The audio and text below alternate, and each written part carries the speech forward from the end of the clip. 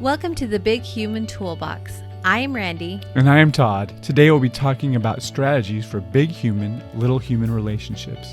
Come and join us at our dining room table as two professionals share insights, knowledge, tools, and strategies with you.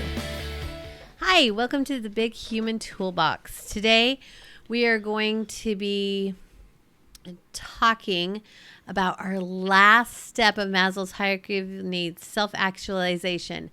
But before we get there, I want to share with you a little bit about what's been going on in our Facebook group. Trina Wilkinson shared a great video on YouTube. She says, I was listening to an inspired message by an Olympian skeleton athlete about embracing the hit by turning to God and by asking to see his hand in it. She says, he will show you. She ended with, so listen and embrace the hit. To which her 4-year-old said, I don't even know how not to listen. Because I'm sure that every 4-year-old is exactly like that. I love it. She said, I wish my kids were good listeners. Biggest frustration over here is kids not listening. And I think that we can all feel her. That happens. Talking about listening, Morgan Connell said, our 4-year-old was riding his new bike in the driveway. Some neighbors were walking by and he was excited to tell them about them that he had Spider-Man on his bike. He made sure to let them know that it was just a picture and not the real Spider-Man. We were all so glad he clarified. I love how innocent those 4-year-old little kids are and how much they bless us. So if you need a good smile of the day, we have some over on our Facebook group. We would also like to just encourage each of you to go there so that we can feel some love. So today we are going to talk about self-actualization. This is the last step on Maslow's hierarchy of needs. Self-actualization is a desire to become the most that one can be. So in looking at this, I have a few quotes by Mr. Maslow himself. It says, what a man can be, he must be. This need we call self-actualization. In any given moment, we have two options: step forward into growth or step back into safety. I loved that quote because it was I'm a very visual person, and I definitely see that. When I was in high school, I went to a conference and we had a speaker who drew on the board. He said, here are some rings, and this is your comfort zone. And he said, you know, if you always stay in this comfort zone, your ring will always stay that size. But if you take just a little step out of your comfort zone, that ring will keep expanding until you're capable of doing more things. And I just loved that visual. And I think that that's what self-actualization is. It's just knowing where your ring is and then feeling that confidence to step out.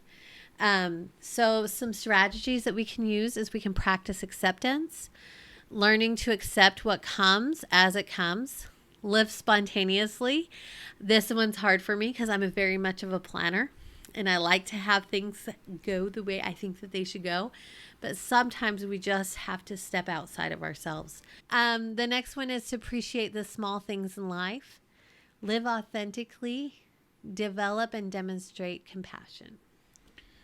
Well, I think if you go back to the quote that Randi shared, when it says, what a man can be, they must be. Here's one of the hardest tricks.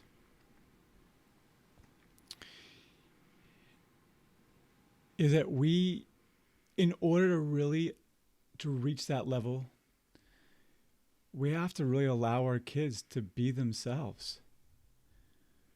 And that's so hard because we have this idea, right? Whether it's a social idea or whether it's a spiritual idea or whether it's a generational thing that has been taught to you, by your grandparents, right? How you act or how you be. We really have to be so careful of finding that balance of really placing some really important boundaries of this is what you need to do to be safe, but then let them be, let them fly. And that's really hard because we often worry about, like, if our kid wants to go to school in, a big poofy pink jacket or something, right? We often worry about, well, people are going to make fun of you, or people are going to blah, blah, blah, blah. And I really think we have to be so careful that we don't do anything that diminishes that light inside of them. Because if you believe that they are of God, then we have to believe in who they are. And sometimes believing in who they are means allowing us to step back a little bit. It means that we have to give them space. Now, again, it's a balance. And there is a time and place. And that's the big model that I teach my kids, is that there's a time and place for things. There are a few behaviors that are just bad, but a lot of it is about time and place. And so be very careful that we are allowing our kids to be who they are. And let's be mindful, because if not, they're going to focus on what? Being who you want them to be. And then if they don't match up to that, then that could lead to, and I think I may have talked about this, it could lead to shame, right? This sense of I can't meet this person's expectations. And so remember, self-actualization is this sense of belief that I can be who I want to be, and I'm okay with that. I'm okay with who I am, even if maybe other people aren't okay with that. And if you talk to adults and kids alike, there's people out there, but there's not a lot of people out there that really believe that have that sense of confidence and faith in themselves and who they are. When I think of self-actualization, I really think of my brothers and sisters and I. My parents had 5 kids, and we are all different. We all have different strengths. We all have different weaknesses. We all have different things that we like to do. When my kids at school talk about how hard it is to learn and grow, I always say, well, you know what? I get it. My one brother, I always found school pretty easy, and it was just easy to do. But he had to work at it, and he had to put in a lot of time and effort. And he's still that way. He has to put in a little time and effort.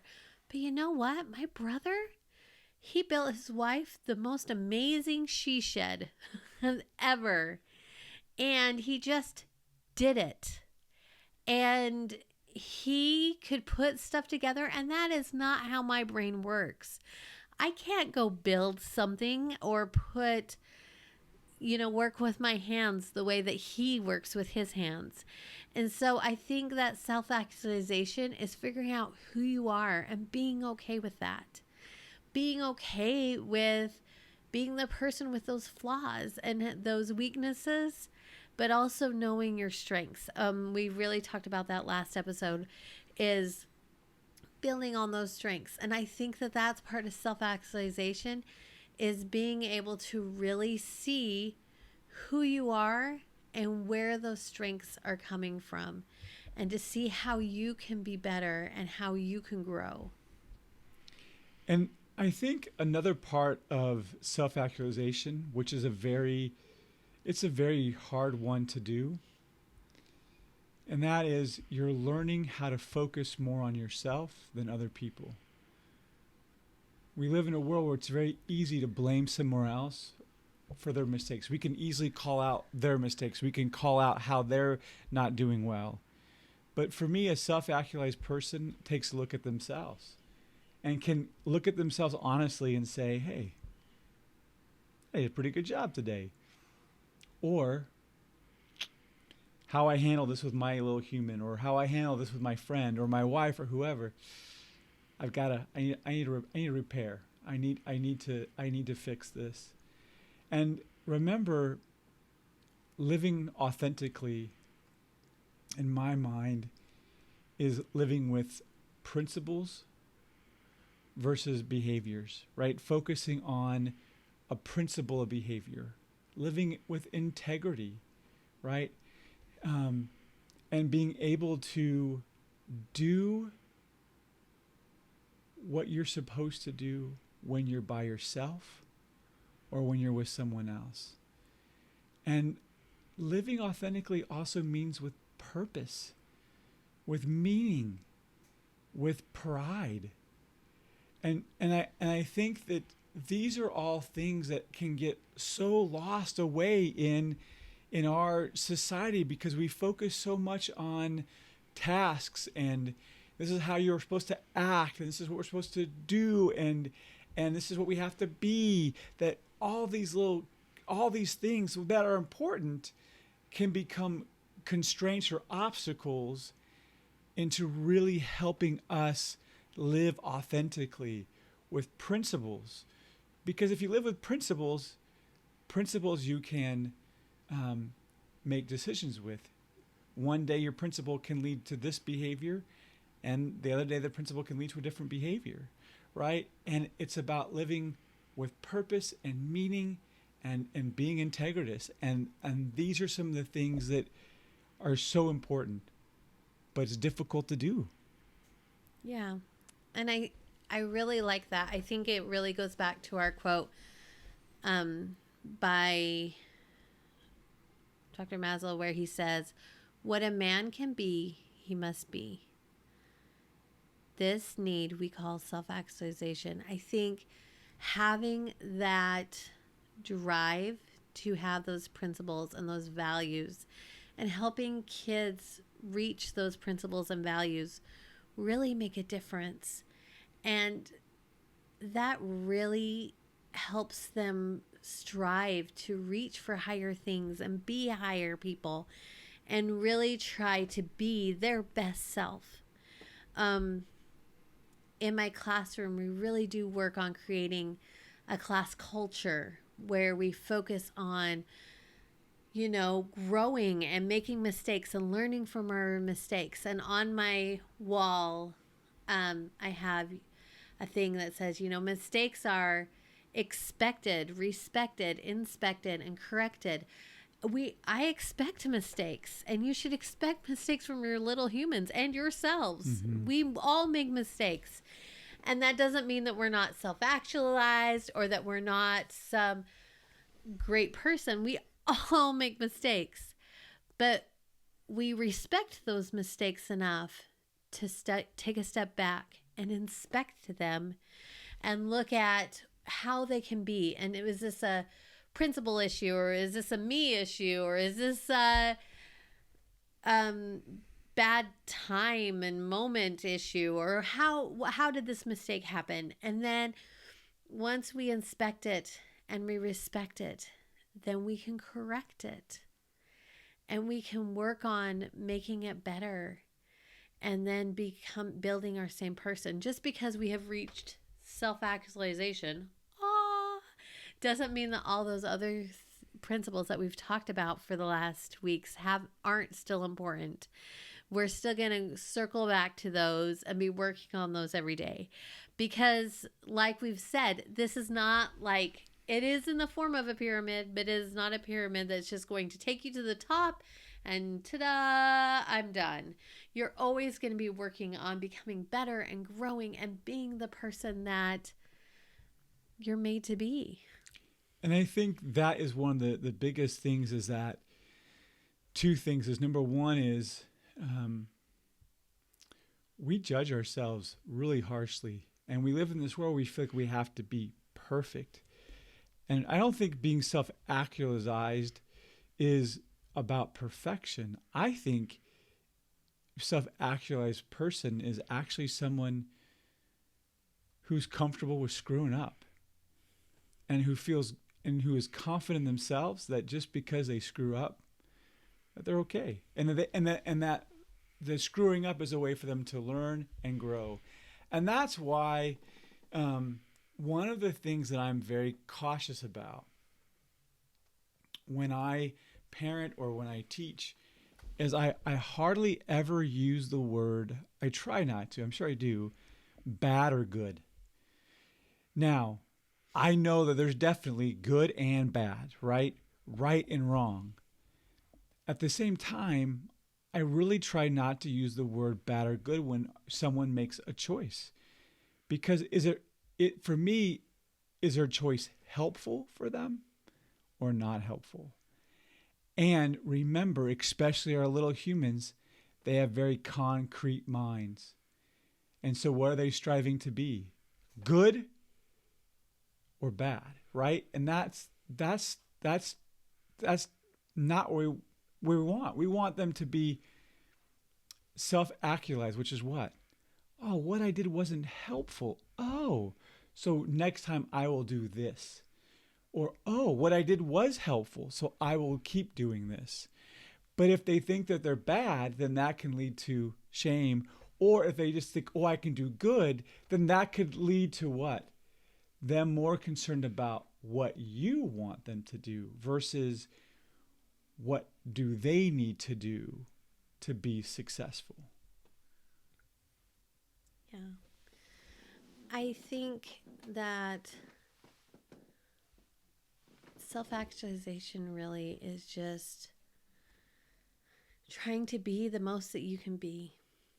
And I think that that is something that we can work on our entire lives. Um, so, going back and reviewing a little bit of Maslow's hierarchy of needs, remember we started off with our physiological needs, such as air, water, food, shelter, sleep, and clothing. Our safety needs, such as personal security, employment, resources, property, and health. Love and belonging, which was our friendships, family, sense of connection. Esteem, which involved respect, self esteem, status, recognition, strength, and freedom. And self actualization, which is their desire to become the most that one can be. The reason why we decided to start with this framework is because that kind of houses all the needs that a little human has. And that doesn't mean that we have to be 100% perfect in all of these areas right now with that little human, or else they won't be successful. That's not what we're trying to say. But what we're trying to say is just be aware. Be aware of what your little human needs. And if we struggle in an area, set a goal and work on it and say, hey, this week we are going to work on this. But definitely those higher things such as love and belonging and esteem and self-actualization, those are those inner things that are going to create some amazing people. And so if you can really meet those physical needs so that they can reach those self-actualization and that love, it will really make a big difference in their lives.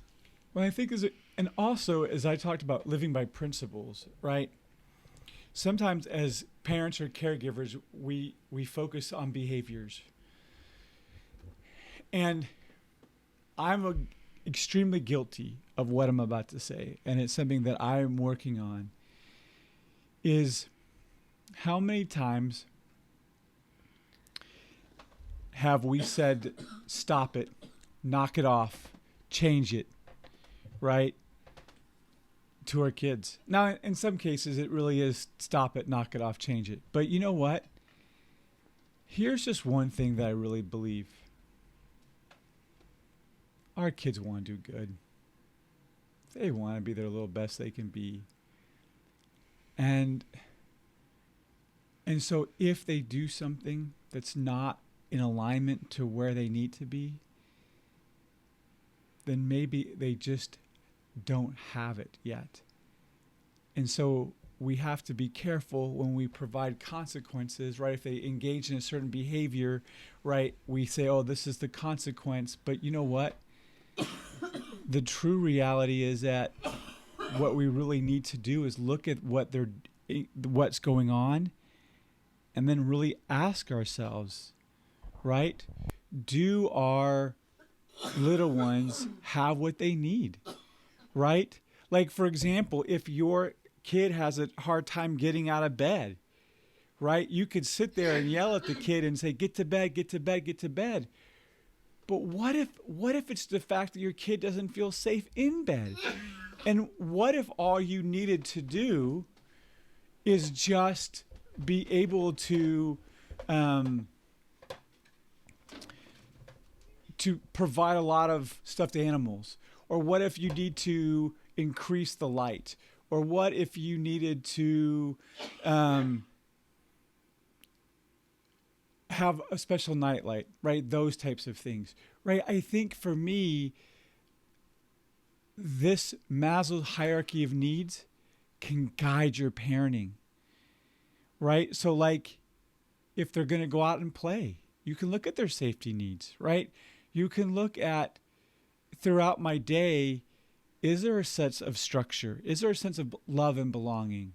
Right? Like I try, and I think I've said this already, I try not to start my day with anyone without saying, good morning, how are you doing?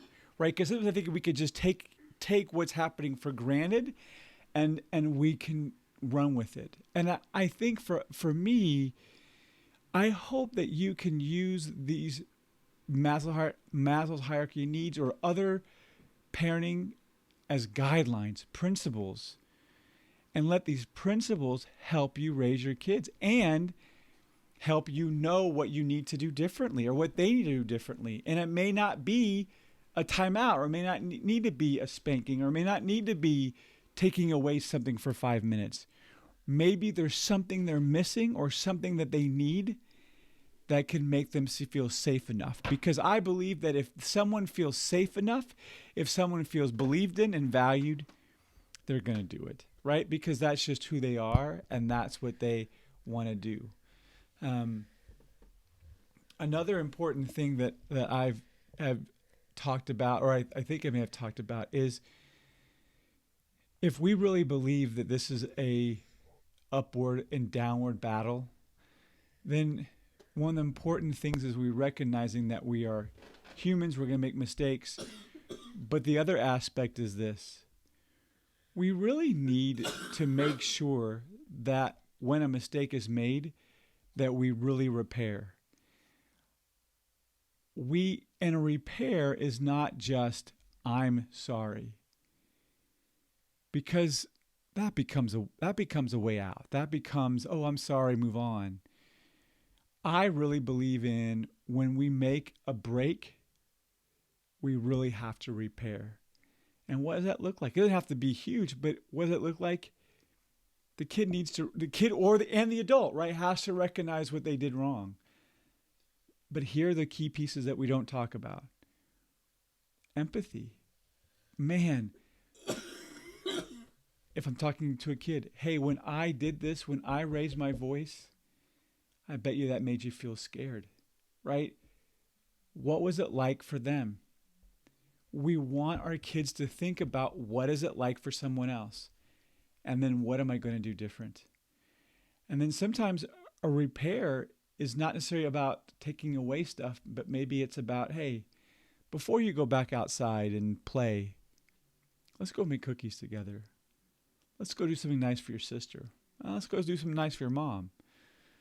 And I think that for me, what we're hoping to do is give you principles so that when you're stuck in a place you don't know or you're not sure what to do, you can fall back on these principles to help you do that.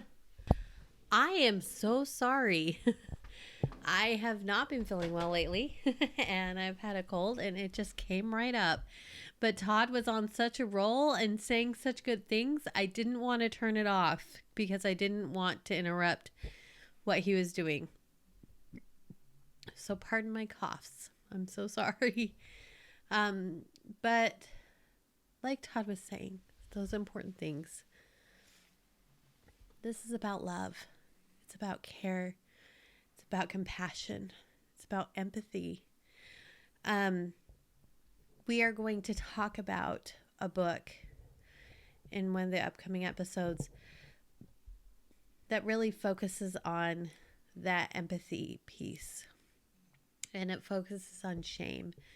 And we're going to be able to talk about that.